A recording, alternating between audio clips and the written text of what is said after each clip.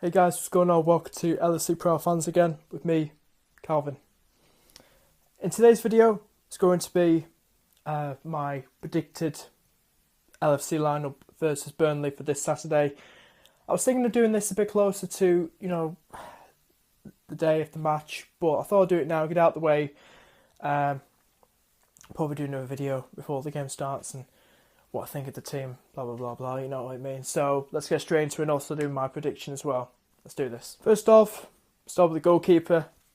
We're going to have Mignolet, obviously. We'll obviously stuck with him for the next 2 months until Karius comes back. So Mignolet is going to be there for the next 2 months. Now we'll go straight to the back four. Obviously, right back, Nathaniel Klein. Put it right there. And then we're just going to do the next full back. Get that out of the way. And obviously, and I'm sure you guys don't want Moreno. And it's been said that Klopp will be choosing Milner over Moreno in left back. Milner played, I think he did, left back in an odd friendly this season, before the season started. So I'd be happy with that. Seeing Milner at left back in that game, hopefully for the next few games until we get a new left back. For the centre backs, Sakho is still injured. He's not going to be fit. So I'm going to put Lovren there. And his partner will be, it's either between Matip or Clavin. I've chosen Clavin only because I thought, and also in friendlies, that Matip looks a bit shaky in games. He's a good defender. He's just got a lot to learn in the Premier League because it's a different game than it is in the Bundesliga. So I've chosen Clavin.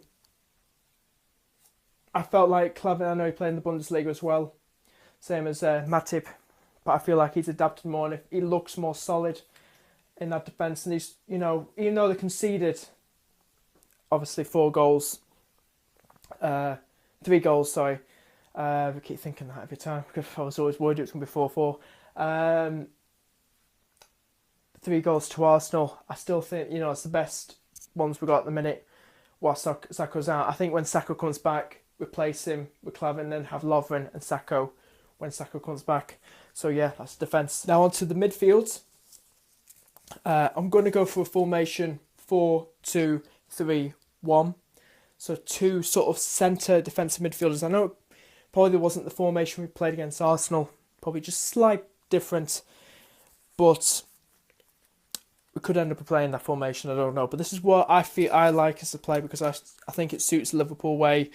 So I'd go for something like this. Obviously, I'd like to see Jordan Henderson, obviously, in that midfield. And then to go next to him, I'm stuck between this. But I was very, very impressed with YNWA. But he, obviously, I don't think he played against Arsenal like a defensive centre mid because he's more of a attacking. So if we're talking about a bit further down into a bit more of an attacking sort of thing there, can you see that? Just level off a bit more so we could fit everything on.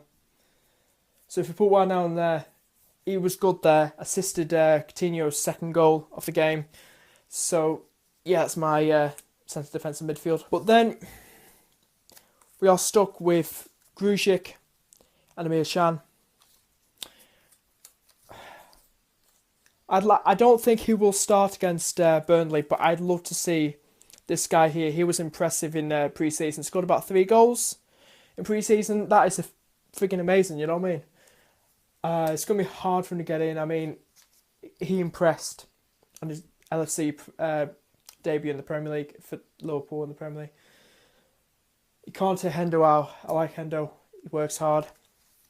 I'd like to see Grujic come on as a sub, like a super sub if we need him. Oh, come on anyway, because if I didn't pick Wijnaldum, I would have put Grujic there, in that centre defence midfield. But I'm going to leave that as it is. I'm very happy with that. Next, we're going to have the 3 attacking centre attacking midfielders, which are going to be just behind the lone striker. And I've got about 5 here. Well, a short list of 5. Obviously, I'm just going to pick 3. So obviously, I'm going to pick Sadio Mane to go on the right, like I did against Arsenal. So I'm going to put him right there. So Sadio Mane there. And then I'm going to put... This is very difficult, this wasn't easy. Coutinho. Oh, not the Coutinho bit, but I took the rest. But Coutinho. Obviously, he has to be in. Can't leave him out. So Coutinho there on the left. Then in the middle, I would actually pick Firmino, to be honest with you. And the reason for that is I know Firmino probably started up front with these 3. It was like a 4-3-3. We played against Arsenal, and you know, he was on the right, he was on the left, he was lone striker. He's been good as a lone striker if we needed him. He's been good. But I prefer him to be behind. He can be quite as effective, you know, at the back, you know, just behind the striker than he is at front. So I'd rather put him there. Then it just leaves him with these 2, Lallana and Markovic. Lallana scored in the game, which was fantastic. But I would leave him out. I'd like to try this. I'd like to see if Klopp would try this out in the Burnley game. So, and the reason with Markovic is I really like this lad. I feel like he can become a star at Liverpool this season. I don't want him loaned down. I don't want him to be sold. I do rate him. And it was a shame he was loaned out last season. Could have, you know, come back, stayed at the club and made a difference. So, if I would play him, to be honest with you, I'll do that in another video, in the Burton game next week. I would play him, give him a chance against Burton in the EFL Cup. So yeah, last but not least, the sole striker position.